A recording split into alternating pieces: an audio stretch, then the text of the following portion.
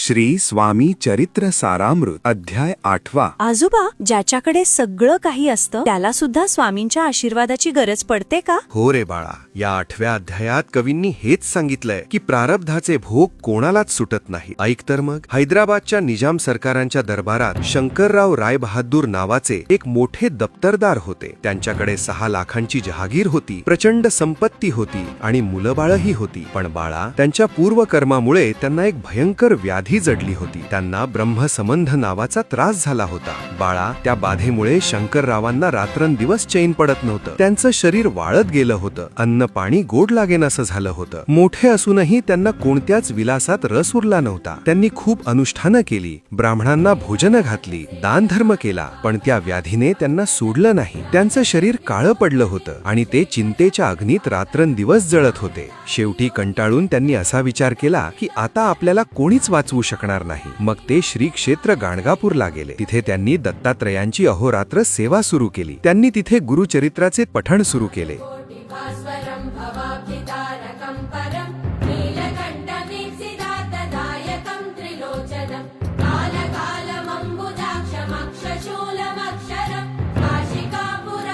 तीन महिने उलटले आणि एका रात्री त्यांना स्वप्नात साक्षात दत्तात्रयांचा दृष्टांत झाला की शंकररावा, तू अक्कलकोटला जा आणि तिथे जाऊन स्वामी समर्थांची सेवा कर. त्यांच्या शब्दावर विश्वास ठेव, तेच तुझी ही व्याधी दूर करतील. पण बाळा, शंकररावांना तेव्हा स्वामींबद्दल काहीच माहिती नव्हते. त्यामुळे त्यांनी ह्या गोष्टीवर दुर्लक्ष केलं आणि गाणगापूर सोडलं नाही. त्यांनी पुन्हा अनुष्ठान सुरू केलं, पण पुन्हा पुन्हा त्यांना तेच स्वप्न पडू लागलं. शेवटी विचार करून शंकरराव आपल्या पत्नीसह अक्कलकोटला यायला निघाले. अक्कलकोटच्या वेशीवर शंकरराव पोहोचले तेव्हा त्यांना दिसलं की अख्खी नगरी स्वामींच्या भक्तीत न्हाऊन निघाली आहे. तिथे प्रत्येक माणूस मुखाने स्वामींचं नाव घेत होता. कोणी कीर्तन करत होतं, तर कोणी मनोभावे पूजन करत होतं. घराघरातल्या स्त्रिया काम करताना सुद्धा स्वामींच्याच गोष्टी एकमेकींना सांगत होत्या. ते पवित्र वातावरण पाहून शंकररावांचं मन भरून आलं. ज्यांच्या चरणांचे दर्शन घेण्यासाठी लोक पहाटेच पूजा द्रव्यं घेऊन धावत जात होते, अशा स्वामी समर्थांच्या दर्शनासाठी शंकरराव सज्ज झाले. शंकरराव अक्कलकोटला तर पोहोचले, पण स्वामींच्या पहिल्या भेटीत काय घडलं, त्या भयंकर व्याधीतून त्यांची सुटका कशी झाली, हे आपण पाहणार आहोत उद्याच्या भागात. पाहत रहा आजोबांच्या गोष्टी.